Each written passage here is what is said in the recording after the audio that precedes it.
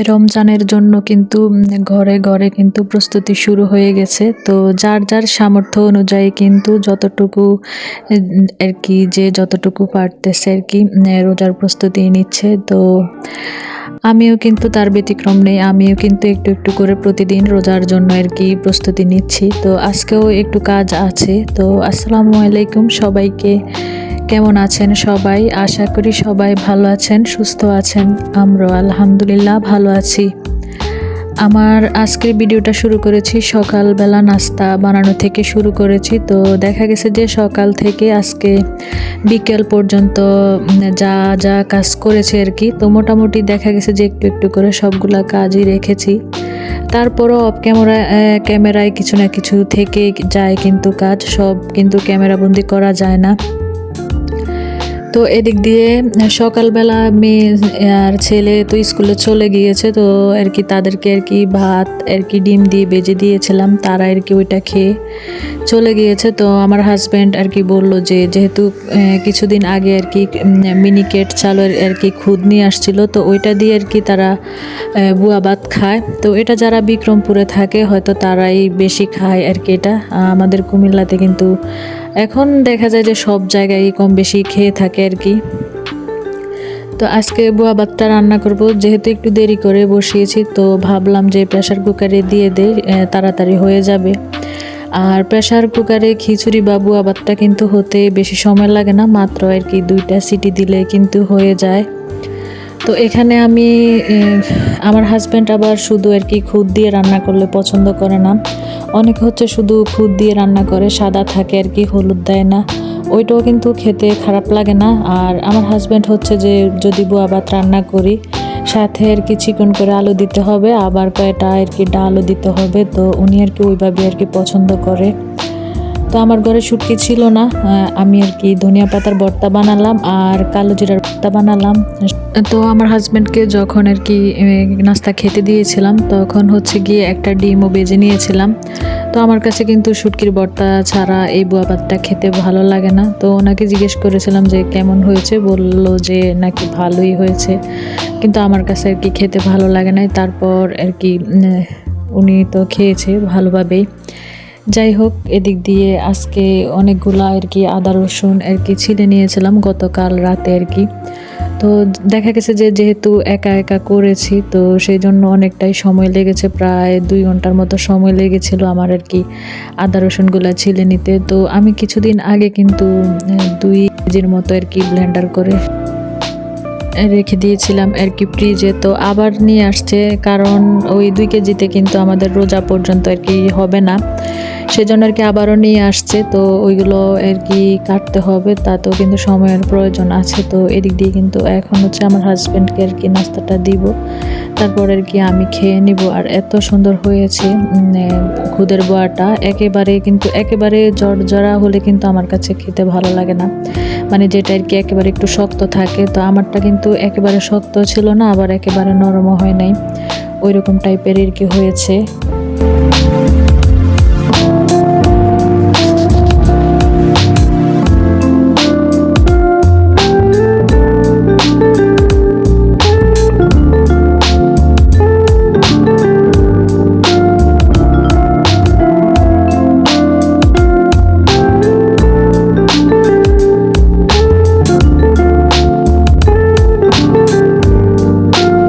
গতকাল তো আর কি আমার বেডরুমের আর কি পর্দাগুলো খুলে রেখেছিলাম, ধুয়ে নিতে পারি নাই। তো আজকে ছোপার আর কি কুশন কাভারগুলো খুলে নিচ্ছি। তো ওইগুলো কিন্তু আর কি আজকে ধুই নাই, কারণ আজকে আরও অনেক জামা কাপড় ছিল, সেগুলোই আর কি ধুয়েছি। কারণ সবগুলা কিন্তু একসাথে ধুয়ে নিতে গেলে কিন্তু অবস্থা খারাপ হয়ে যাবে, তাই এগুলা পর্দার সাথে রেখে দিলাম। তো আগামীকাল ইনশাল্লাহ বেডশিটগুলো উঠিয়ে তারপর একেবারে পর্দা তারপর বেডশিট এগুলো একসাথে আর কি ধুয়ে নিব। তো আজকে যেগুলা ধোয়ার প্রয়োজন ছিল সেগুলাই আর কি আমি অফ ক্যামেরায় আর কি ধুয়ে নিয়েছি, আর এই কুশন কাভারগুলো আর কি পর্দার সাথে রেখে দিয়েছি।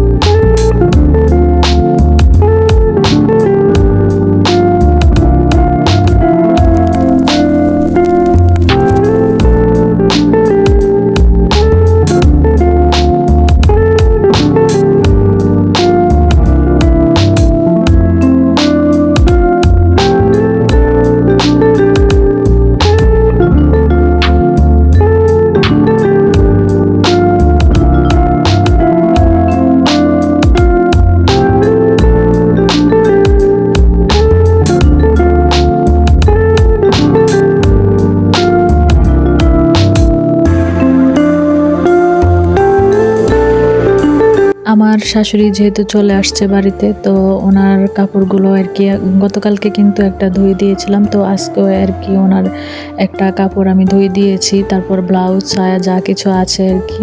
তো এদিক দিয়ে আজকে যেহেতু আদা রসুনগুলো আমার কাটতে হবে, সেজন্য আর কি একটা আইটেমই রান্না করব। তো গতকালকে যে গরুর মাংস নিয়ে আসছিল সেগুলাই আর কি আজকে হাতে মাখিয়ে প্রেসার কুকারে আর কি বসিয়ে দিব, যাতে শর্টকাটে রান্নাটা হয়ে যায়। আর হাতে মাখিয়ে গরু মাংস রান্না করলে কিন্তু আমার কাছে আর কি খেতে ভালো লাগে। আর প্রেসার কুকারে অনেকেই বলে যে গরু মাংস রান্না করলে খেতে ভালো লাগে না। আসলে এটা হচ্ছে কি বলবো, তো প্রেসার কুকারে রান্না করলে যেটা আর কি সবচেয়ে জিনিসটা খেয়াল রাখতে হবে, পানিটা আর কি একেবারে কম দিতে হবে। তো পানিটা কম দিলেই কিন্তু গরু মাংসটা খেতে ভালো লাগে। তো অনেকে হচ্ছে পরিমাপটা বোঝে না, পরিমাণের চেয়ে আর কি বেশি দিয়ে দেয়, সেক্ষেত্রে আর কি গরুর মাংসটা খেতে আর কি একটু পানসা লাগে। তো আমি সবসময় কিন্তু পানিটা একবারে সামান্য একটু দিই আর কি, হাত ধুয়ে আর কি যতটুকু পানি দেওয়া যায় ততটুকুই আর কি। আর আজকে আলু দিয়ে রান্না করব। তো প্রথমে হচ্ছে আর কি 5টা অথবা আর কি 6টা সিটি দেওয়ার পরে ঢাকনাটা খুলে তারপর আলু দিয়ে আবার আর কি 2টা সিটি আমি দিয়ে নেই, এভাবে রান্না করি। আর আমি কিন্তু ভিডিওতে দেখিয়েছিলাম সামান্য একটু তেল দিয়েছি, যে কারণ আর কি এই মাংসগুলোতে কিন্তু চর্বি একটু বেশি ছিল, সেজন্য কিন্তু অল্প একটু তেল দিয়ে রান্না করেছি। তারপরও দেখেন কত পরিমাণে তেল উঠেছে। তো আমি কিন্তু একটা বাটিতে তেলগুলো আর কি কমিয়ে রেখে দিয়েছি।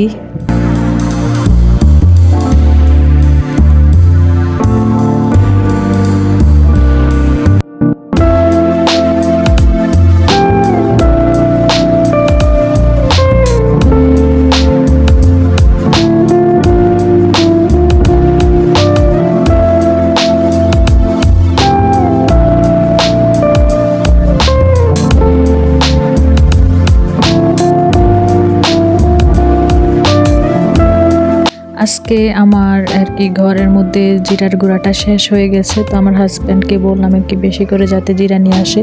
তো এখানে গরুর মাংসের একটা ছোট গরুর মাংসের মশলার একটা ছোট প্যাকেট ছিল, তো সেখান থেকে একটু মশলা আর কি মাংস রান্না শেষে আমি দিয়ে দিয়েছি।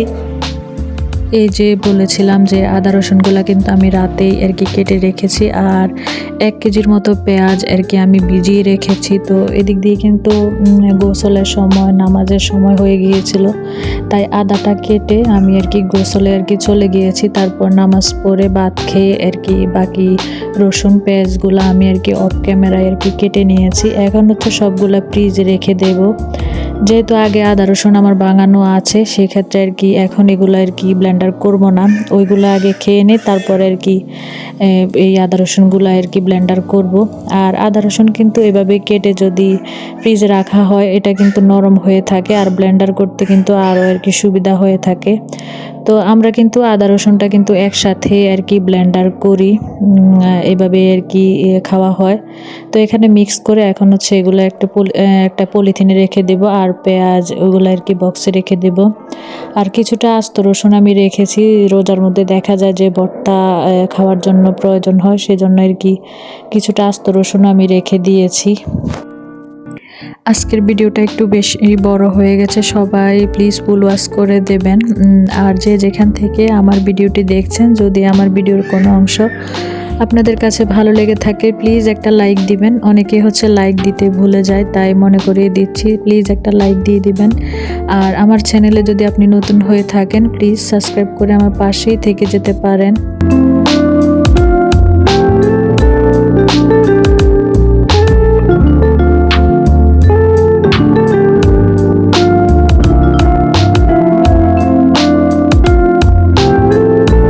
আমি যেহেতু 2 কেজি আদা রসুন আর কি ব্লেন্ডার করে রেখেছি, তাই এগুলো এইভাবে আর কি রেখে দিয়েছি, যখন প্রয়োজন পড়বে তখন আর কি ফ্রিজ থেকে নামিয়ে আর কি ব্লেন্ডার করে রেখে দেব। আর কিছুটা রসুনও আর কি আদা ছাড়া আর কি বক্সে করে রেখে দিয়েছি কেটে, প্রয়োজন অনুসারে আর কি নামিয়ে ব্লেন্ডার করা যাবে। আর যে বাটিগুলো আর কি ময়লা হয়েছে সেগুলো আর কি ধুয়ে এখন রেখে দেব। তো এগুলো কিন্তু আমার আর কি বিকেলের কাজকর্ম। তো বেশিরভাগ দেখা গেছে যে আমি বিকেলের কাজ তত একটা শেয়ার করি না, আজকে একটু আপনাদের সাথে আর কি শেয়ার করতেছি। আর দুপুরে খাওয়া দাওয়ার পরে যে প্লেট বাটিগুলো হয়েছে সেগুলাও আর কি ধুয়ে নিয়েছি। আর এদিক দিয়ে আমার বাগানে আর কি যে সবজি বাগান আছে আর কি সেখানে কিন্তু অনেক টমেটো হয়েছে। মাশাল্লাহ, আমি তো বাড়িতে ছিলাম না তাই যাওয়া হয় নাই। তো আজকে একটু গিয়েছিলাম, দেখি যে না সবগুলা গাছে টমেটো, তারপর কাঁচামরিচ গাছও কিন্তু ফুল আসছে। আর আমাদের কিটি দেখেন, আমি যেখানে যাই ও কিন্তু আমার সাথে সাথেই থাকে, হয়তো সব সময় আর কি ভিডিও করা হয় না। আর এদিক দিয়ে বেগুন গাছও কিন্তু আর কি বেগুন আসছে ছোট ছোট, তো আপনাদের সাথে একটু শেয়ার করলাম। আসলে বাড়িতে থাকলে কিন্তু এগুলার মধ্যে একটু কঞ্চি দিয়ে দিতাম, তাহলে আর কি এতটা আর কি ছড়াতো না। দেখা গেছে যে গাছগুলা উপরে উঠে যেত। আর মাশাল্লাহ এত বড় বড় হয়েছে গাছগুলা, কি বলবো, দেখলেও কিন্তু একটা শান্তি। তো আমার হাজব্যান্ডকে আবার বলতেছি যে গাছে আর কি অনেক টমেটো আসছে, তো উনি আবার আর কি হাসতেছে আর বলতেছে হ্যাঁ এখন তো আসবে, টমেটো হচ্ছে এখন সস্তা, এখন আর টমেটো দিয়ে কি করব, টমেটোর দাম এখন কম। তো আমি আবার বললাম যে নিজের হাতের গাছের জিনিস তো গাছের জিনিসই, কেনা জিনিসের মধ্যে পার্থক্য আছে। আর এই যে দেখেন কত কলমি শাক, দেখলেই কিন্তু অনেক ভালো লাগে। তবে কলমি শাক আমাদের ঘরে কেউ বেশ একটা খায় না। অনেক কলমি শাক কিন্তু হয়েছে, তো অনেকেই কিন্তু এখান থেকে আর কি নিয়ে যায়। তো এদিক দিয়ে আমি কিন্তু মুরগিকে খাবার দিয়ে তারপর উঠানের মধ্যে যে জামা কাপড়গুলো দিয়েছিলাম, তো ওইগুলো আর কি এখন ঘরে নিয়ে যাব। আর এদিক দিয়ে তো আমাদের যে ভাইয়া কাজ করে উনি তো চলে আসছে, তো উনি আবার দুধ আর কি দিচ্ছে যারা যারা আর কি দুধ নেয়। তো বিকেলবেলা হলে কিন্তু আমাদের ঘরে সিরিয়াল লেগে থাকে দুধের জন্য, তো সেটা এক সময় শেয়ার করবো আপনাদের সাথে। তো আজকে এই পর্যন্তই, সবাই ভালো থাকবেন, সুস্থ থাকবেন। আজকে এই পর্যন্তই, আল্লাহ হাফেজ।